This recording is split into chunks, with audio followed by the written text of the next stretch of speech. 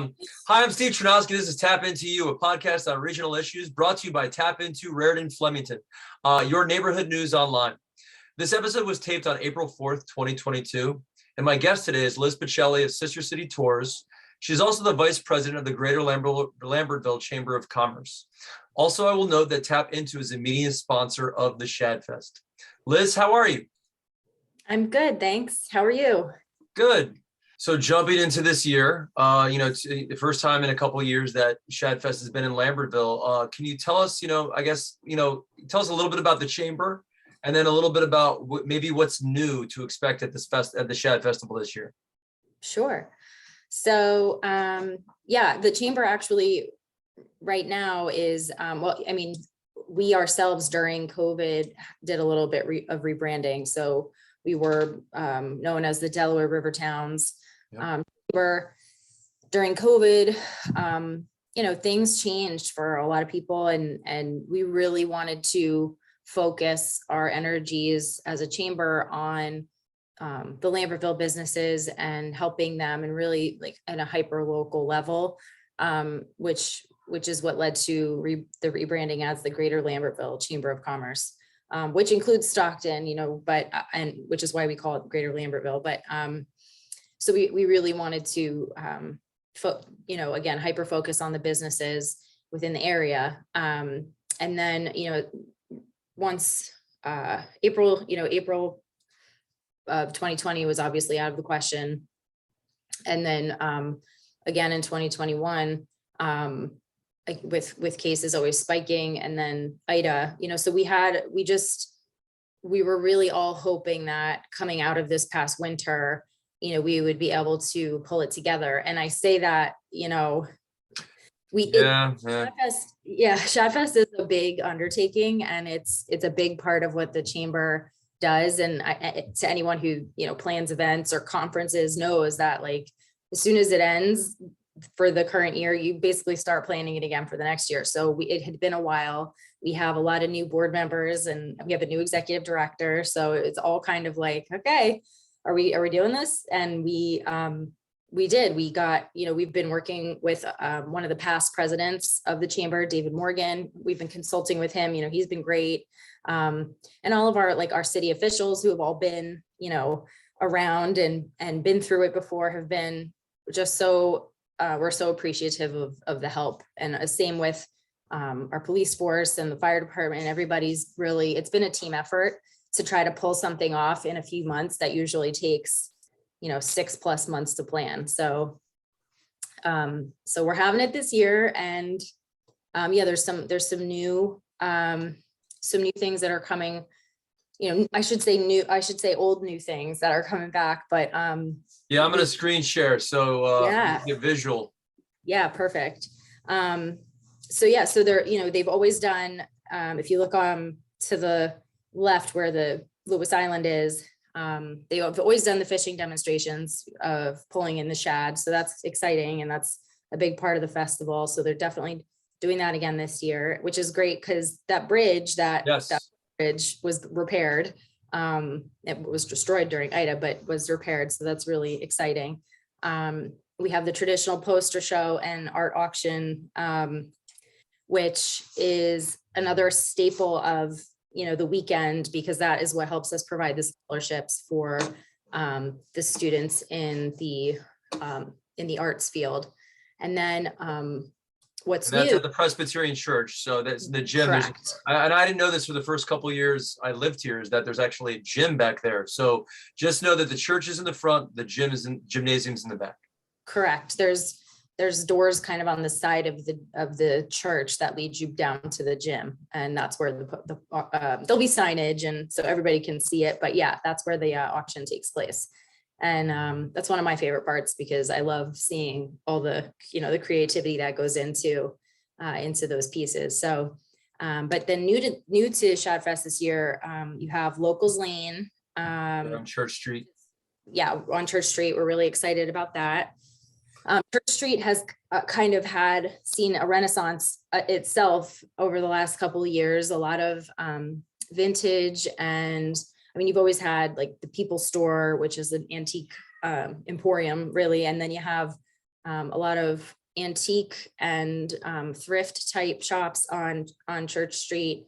But we really wanted to bring that home with encouraging local artists and craftspeople to participate this year. People who don't necessarily have like a brick and mortar, front, who wanted to come out and have a table. So that's really what local focuses on. And it is truly local artists that are from the immediate area. So that's really exciting. And then we have new also this year is the Home and Garden section, which is going to be in the North Union parking lot, which past years is where the main stage has gone, but we won't be having a main stage this year. I'll get to that more in a second, but the Home and Garden is going to be, just that. It's going to be a lot of Byway Gardens is I believe a sponsor who's helping us basically make the section look beautiful, and we're going to have a lot of homewares and different type of garden and home centered vendors in that section this year. Cool. So bring your wheelbarrows, everyone. Yeah, bring your wheelbarrows. Exactly. And then the food court has always been in the Wells Fargo lot. There will be a booth there for t-shirt sales as well. The kids section is going to be kind of behind the food court on Ferry Street, near I'm excited for this one, because I have young kids. So this is new.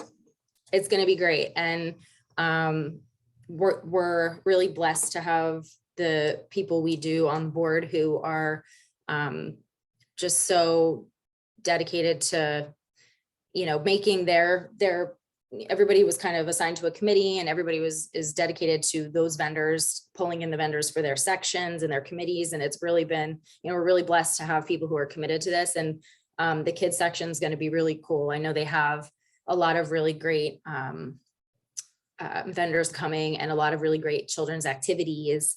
Do we have slides? What's going on? Bouncy houses? Anything like that? I know the library is going to be getting involved there. They're looking to do like a story time area. They're looking to do a book swap table. They're going to have a Lego area. They're going to have, I believe, a craft that is going to be rock painting. They're having, I believe, there's going to be a couple princesses that are going to be attending. And I think too, the fire department is going to be involved on some level in a fun way. So it's going to be a really, I think, just robust version of what it has been in the past. And there will be the traditional like sand art and things that had been there in the past too, but we just kind of added on to it and made it more all in one spot. So it's going to be a lot of fun. Cool. And then you did mention you'd get back to where main stage used to be. Is that going to be exclusively live music at the beer garden this time around? No. So actually the beer garden will have a band, but there is going to be live music throughout the town. So like I know a couple of the businesses, I know Union Coffee, which is on North Union. I believe they're going to have a musician. I know Meta Cafe, which is right now, I'm bouncing all over, but Meta Cafe is more by the kids fun section. They're going to have music. So it's going to be a lot of smaller,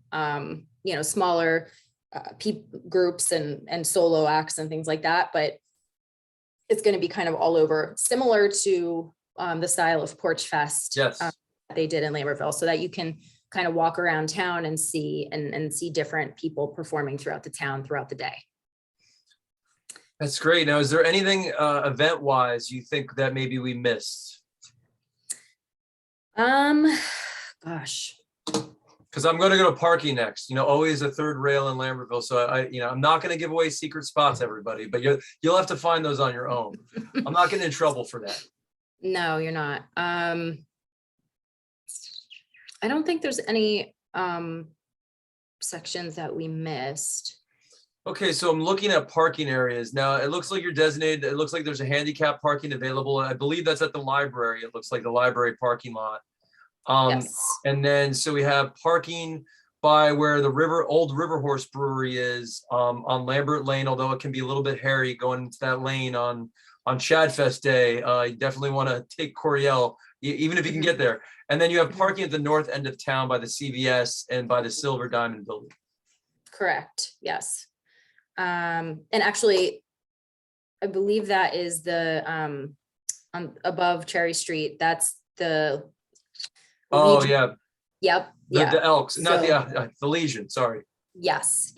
So it's the Legion and CVS, and then far enough up on the north end of town, there is street parking if you can find it and get there early enough. But once they block off North Union up to a point, then you can't park more towards where the festival is. So I think from like Del Van up, you're not going to be able to get any closer than that. Right. So these roads will be blocked off. It is tough. Look, if you have kids, I always recommend like bringing those scooters that or hoverboards if they've got them, like to easy walk in. And look, if it's a nice day, people love to walk and look at all the beautiful Lambertville houses too. There are a lot of businesses that have reopened, including a great ice cream spot at the north end of town, if you're making that walk, right? Yep, absolutely. We did it. We parked, I think one year, I think we parked as far up as the firehouse and we walked. We had strollers at the time, and it was a beautiful day, and we took pictures of all the houses and the doors, like the doors in Lambertville. And it was just a nice day. But yeah, I mean, parking can be a little bit of a challenge, but I think we'll make do, and we have plenty of lots and plenty of street parking. Yeah, and some people will park by the 202 bridge on the bike path because that's where a lot of people run. But I ran by it this weekend. That bridge is still out. So if you park up there, you will not be able to get in town via that footbridge. You'll have to go over the train tracks, and then on the other side of this canal, and then walk. There's a second canal path on this side that will get you right onto Lambert Lane. Okay, yeah, that's a good point. And then hey, if you mentioned kids and strollers, there's a great park here on the south end of town by Mount Hope Street, Cavallo Park. When you're done eating and you just want to sit and eat in peace and watch your kids play. And if they're done the kids fun over here, that's another option as well. That's true. Actually, that end of town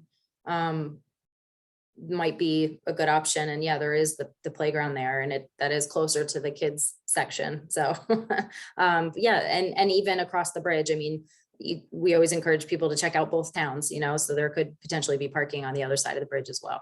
Yeah.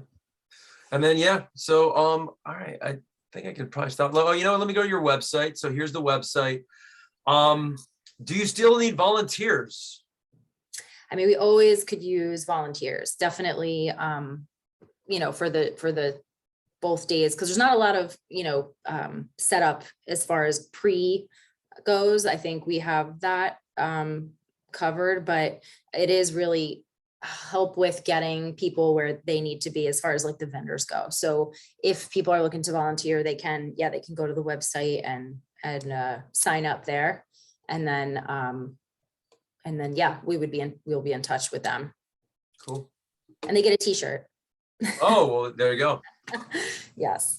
So hopefully there'll be a lot of free swag for everybody to get that day. And, I do know some people, Lambertville residents, I know you'll be, getting in Friday night, and you will not be moving your car the entire weekend, or you'll be going on vacation, but hopefully stay, because it's been 2 years. Liz, is there anything else that you'd like to say for the viewers? Yeah, I mean, I really just want to emphasize that, it has been a while. And we know that, there are some, I think, mixed feelings about what Shadfest is about or what it has become. And I think what we've really tried to do this year is put an emphasis on, back to the basics, really, and really trying to bring it home and make it more localized and more appreciative of the local businesses and the local artists. So, and really make it a family centric event. We're really tried to do that this year. So we hope that people see that when they come, and they enjoy it as much as we hope that they will, and we know that they will. And then probably the most important question: where can one get shad to eat? I always know that the station has their place right before the bridge to Pennsylvania. That's probably the easiest, most conspicuous spot. But are there any other ones that you know of? I don't know if any of the other restaurants are going to be doing any shad type specials or anything. I know that the station has their shad there. So I think that's going to be your best bet. I know, and our food court vendors are pretty specific in their, in what their menus are serving. And I don't believe any of them had told us they're doing shad. No shad tacos, darn. Yeah. So yeah, I would say the Lambertville station's tent is going to be your best bet. Cool. Well, Liz, thank you very much. Again, my name is Steve Chernosky. This has been an episode of Tap Into You. And so the Shadfest dates are Saturday, April 23rd and Sunday, April 24th. Is it from 11 to 5 p.m., Liz? Those are the correct times? Yep, that's right. So again, please, thank you to my guest, Liz Pacelli of Sister City Tours, and she is the vice president of the GLCC. And please come down, enjoy beautiful downtown Lambertville. And thank you very much, Liz. Thank you.